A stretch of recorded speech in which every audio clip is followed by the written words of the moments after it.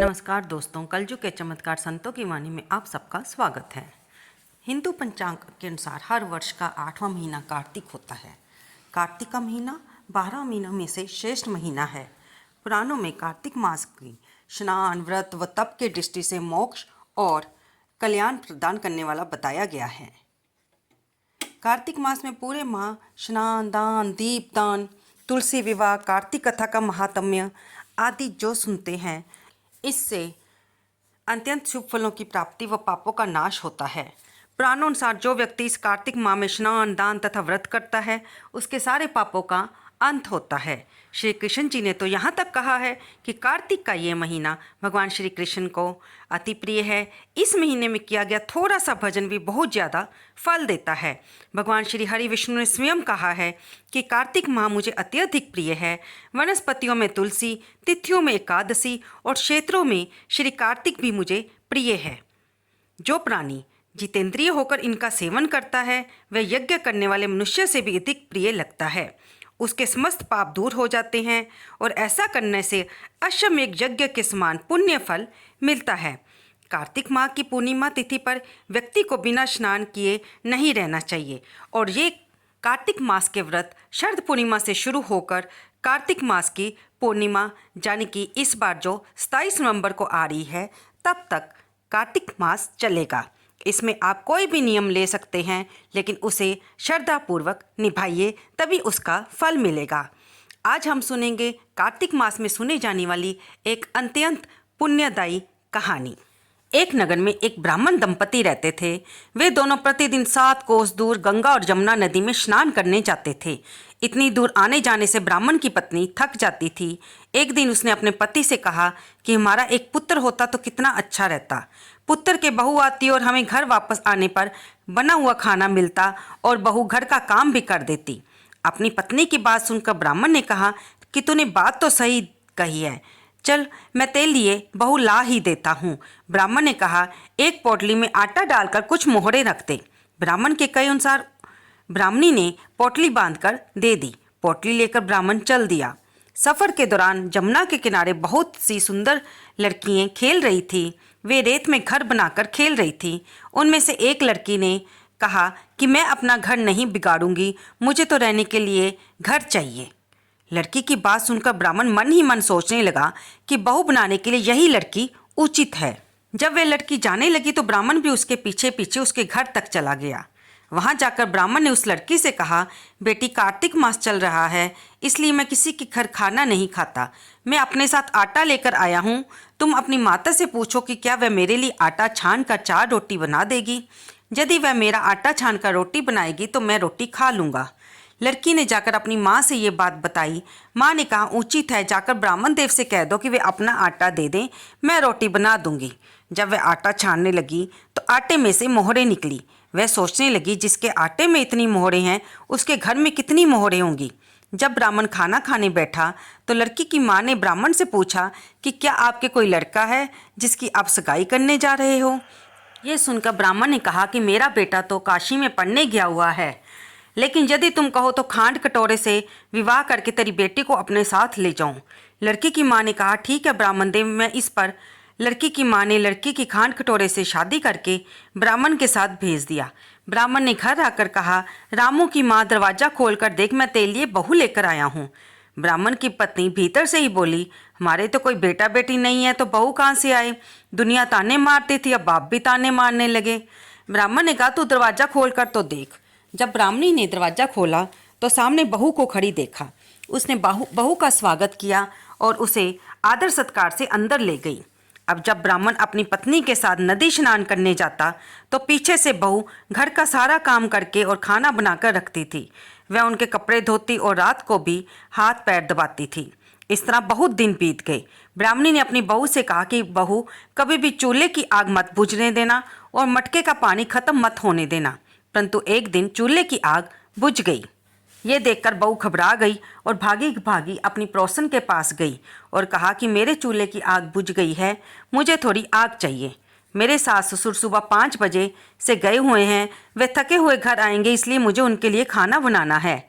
ये सुनकर पड़ोसन ने कहा, तू तो बावली है, तुझे ये दोनों मिलकर पागल बना रहे हैं। इनके कोई पुत्र नहीं है, ये निसंतान है। बहू ने कहा, ऐसा मत बोलो, इनका बेटा तो बनारस काशी में पढ़ने गया हुआ है। इस पर पड़ोसन ने कहा कि ये तुझे झूठ बोलकर लाए हैं, मेरी बात सच मान, इनके कोई बेटा नहीं है। अब बहू पड़ोसन की बातों में आ गई और कहने लगी कि अब आप ही बताओ मैं क्या करूं। पड़ोसन ने कहा कि करना क्या है, जब तुम्हारी सास ससुर आए तो जली हुई रोटियां बनाकर देना और बिना नमक की दाल बनाकर देना।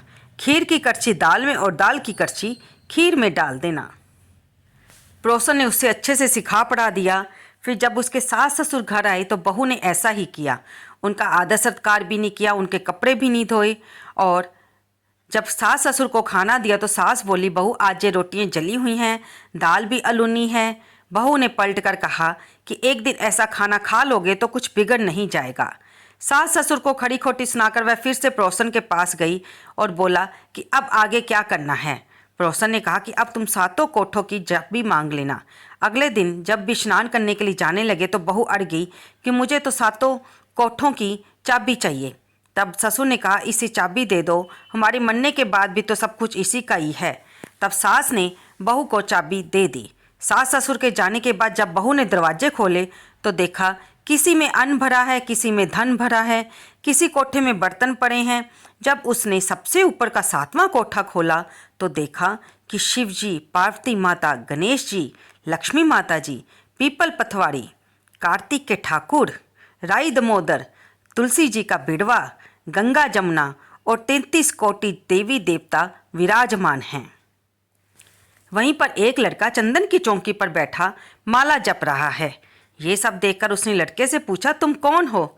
तब लड़का बोला, मैं तेरा पति हूँ, अभी दरवाज़ा बंद कर दे, जब मेरे माता पिता आएंगे तब दरवाज़ा खोलना। ये सब देखकर बहू बहुत खुश हुई और 16 श्रृंगार कर सुंदर वस्त्र पहनकर अपने सास ससुर का इंतज़ार करने लगी। उनके लिए अच्छे अच्छे पकवान बनाए। जब उसके सास ससुर घर पर आए तो उसने उनका आदर सत्कार किया, प्रेम पूर्वक खाना खिलाया, हाथ पैर दबाने लगी। और पैर दबाते हुए बहू ने कहा, माँ आप इतनी दूर गंगा जमुना स्नान करने के लिए जाती हो, आप थक जाती हो, इसलिए आप घर पर ही स्नान क्यों नहीं करती? ये सुनकर सास कहने लगी कि बेटी गंगा जमुना घर पर तो नहीं बहती हैं। तब उसने कहा, माँ बहती हैं, चलो मैं आपको दिखाती हूँ।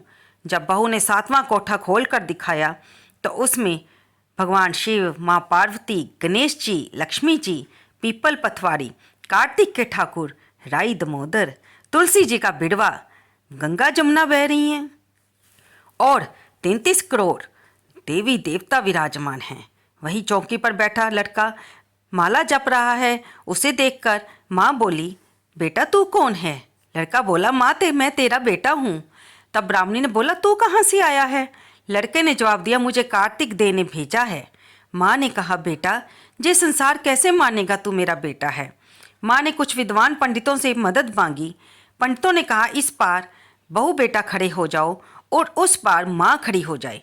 माँ ने चमड़े की अंगियाँ पहनी हो और छाती में से दूध की धार निकलकर बेटे की दाढ़ी मूछ पीगे और पवन पानी से गठ जोड़ा बंधे, तब मानेंगे कि ये इस माँ का ही बेटा है। उसने ऐसा ही किया। चमड़े की अंगियाँ फट गई और छाती में से दूध की धार निकलकर बेटे की दाढ़ी मूछ भीग गई। पवन पानी से बहू बेटे का गठजोड़ बंध गया। ये सब देखकर ब्राह्मण और उसकी पत्नी की खुशी का ठिकाना ना रहा। तो ये थी कार्तिक मास की पवित्र कथा। हे कार्तिक के ठाकुर, जैसे ब्राह्मण और ब्राह्मणी को बहू बेटा दिया वैसे सबको देना। कार्तिक मास की कथा कहने, सुनने और ओंकारा बनने वाले सब पर कृपा करना। तो दोस्तों, सुनी आपने ये पवित्र कथा कि कार्तिक का स्नान करने से ब्राह्मण और ब्राह्मणी को बिना गर्म धारण करवाए ही बेटे की प्राप्ति हुई और साथ में बहू की भी प्राप्ति हुई। आपने ये भी देखा कथा में कि किस प्रकार उनके हर कमरे में धन, अन्न, बर्तनों से और खुद भगवान के स्वरूपों से भरा पड़ा था। ये सब कार्तिक मास में ही पूजा करने का प्रभाव है। आपको ये कहानी कैसी लगी? कृपया इसे लाइक करें, शेयर करें और इस कहानी को पढ़ते हुए हुंकारा भरें। और अगर आपको हमारी वीडियो अच्छी लग रही है तो कमेंट बॉक्स में जय श्री विष्णु भगवान, जय माँ तुलसी लिखना बिल्कुल ना भूलें।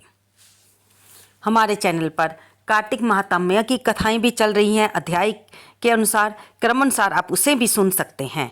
इसके लिए आप हमारे चैनल को सब्सक्राइब कर लें और इससे आपको हर नई वीडियो का नोटिफिकेशन मिलता रहेगा। धन्यवाद दोस्तों।